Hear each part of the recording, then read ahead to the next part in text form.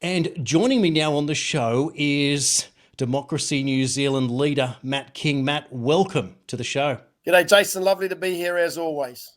Thanks very much. And I can't believe that we're talking today about a story that has blown my mind. How is it that the Prime Minister of New Zealand, Chris Hipkins, has come out and said that people were able to make their own decision when it came to the COVID vaccine? Winston Peters wants to compensate people who are mandated out of their jobs and vaccine injured.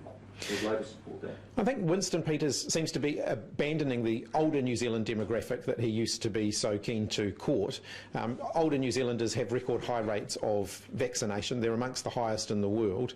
And Winston Peters seems to be saying that they made the wrong decision in doing that. Do you see any kind of value in looking into potential compensation for anyone, disadvantaged through COVID, whether they were mandated out of their jobs or injured by the vaccination program? There's a process for people who are injured in a medical procedure. There's already processes in place for dealing with that.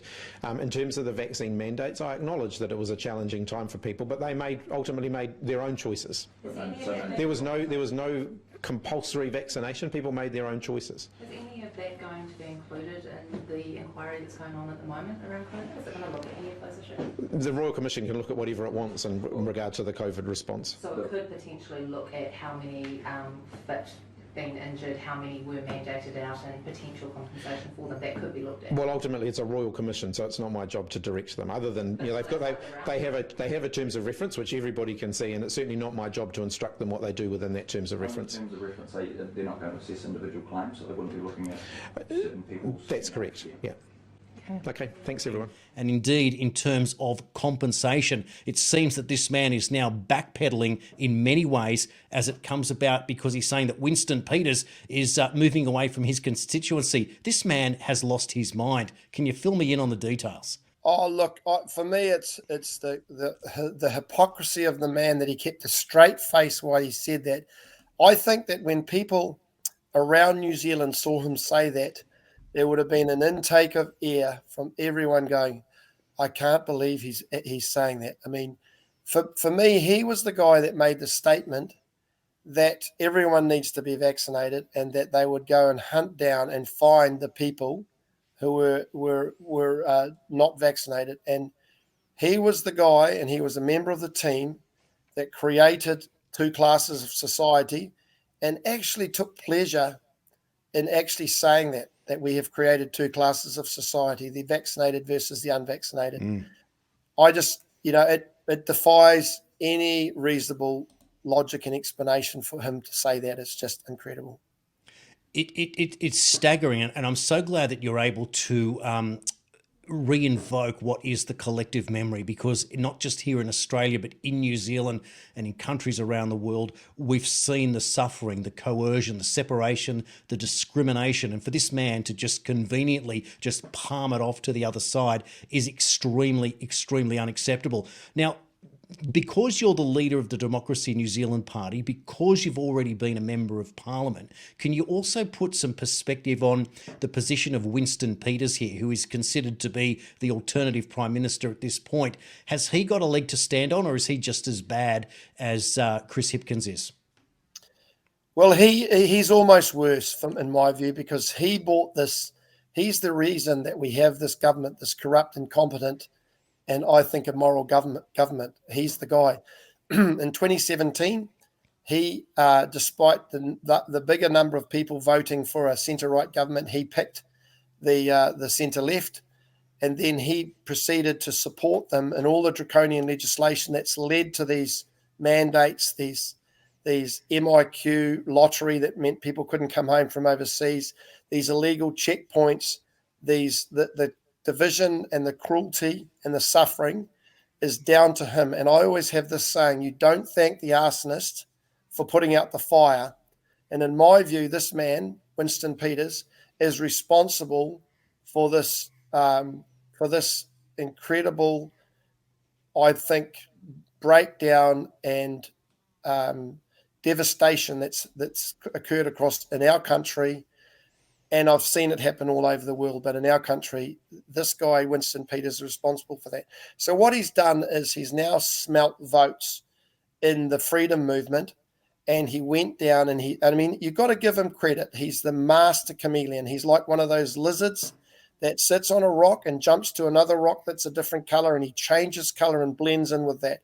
And he says what people want to hear. He never delivers on what he says he's going to do. And he's managed to I guess, round up a whole lot of freedom vote for people that are hurting, smarting, vulnerable, looking for a white knight, and they see him as the white knight, but he is going to let them down like he always has for the last 30, 40 years of his political career. Goodness me. Now, Matt, let's just paint a picture for those that don't know who you are. You were a police officer, you're a farmer, you were also a member of parliament, and you're now the leader of the Democracy New Zealand Party. So you're a pretty big deal when it comes to New Zealand. What is it that the Democracy New Zealand Party stands for compared to these two establishment parties? For those that have just had enough, what can they do and what can they expect from your party? Well, Jason, it's nice of you to describe me as a big deal. I'm not a big deal. I'm just a regular guy that believes in our country and our freedoms. And I believe that I'm looking at what sort of country we have for my children and my grandchildren. And I have just seen so many basic human rights taken away from Kiwis in New Zealand. I've seen so much division, so much racial undertones, such just a wokeness. It's just incredible, and people don't feel like they have a voice. They don't feel like they can challenge the government narrative. And I want to bring back a country where we put our people first and we listen to our people, and politicians are led by the people and the decisions they make. So for me, I'm fighting for basic human rights. I'm fighting for the Bill of Rights. I'm fighting for less government intrusion in our life. I'm fighting for people to be able to decide and what they do in their future and how they go about it. So just freedoms generally. And I think we can get our country back. I really do. We just need enough people to stand up and say, we do not comply and we will not accept this. That's all we need. We need Kiwis that are just going to stand strong, like you've got Australians over there that are standing strong, and we just want our Kiwis to do the same. Now, Matt, many people will go, oh, well, a vote for a third party is not necessarily valuable or worth it, or no one will get in. Let's look at it the other way. You don't like the Labor Party, you don't like the opposition, and you go, well, who should I vote for? What would be the advantage of, let's say, 1, 2 or 3 members of your Democracy New Zealand Party do get elected? What difference would it make in Parliament? What kind of upsetting the apple cart could you actually do? Well, the nature of MMP is that we've had 30 years of mixed member representation, right? And we've never had a government apart from 2020 where the main party has been able to govern without at least 2 coalition partners. And this election will be no different. And so what we've got is a situation where the way MMP works, we could have the major party and a minor party, and then us making up the numbers to form a government. And if they need our 2 or 3 or 4 votes to form a government, we have massive leverage to get what we need. And we're not asking for big spending. We're not asking for anything that a large government cannot accommodate. We're just asking for our rights to be respected and our country to be back to the way it used to be when we actually had our rights and freedoms. And so for me, it's absolutely doable. I have an opportunity. The easiest pathway to get into Parliament is to win my seat. I lost it by the smallest margin in the country. Of all the minor parties, I've got the best opportunity to get into Parliament. And if we hold the balance of power, we can achieve what we want to achieve, and we can still have a strong, stable government that's not held to ransom. Well said. And one last question, and this is a really important one. There is to be a Royal Commission for the COVID response in New Zealand. What is it that people can expect, and what should happen in your view as to where we go from here? So the inquiry they're having is it's a Clayton's one. It's just a made up one that's just to appear like they're looking into it. So this government falling, and I think they will be at the election, there'll be a change of government. The incoming government needs to have a wide-ranging inquiry, well-funded, the ability to subpoena and compel witnesses, the ability to recommend prosecution. And I think people have to be before the courts for their part in this. We can't have healing until we have justice. So it's going to be a biggie. It's going to take a while.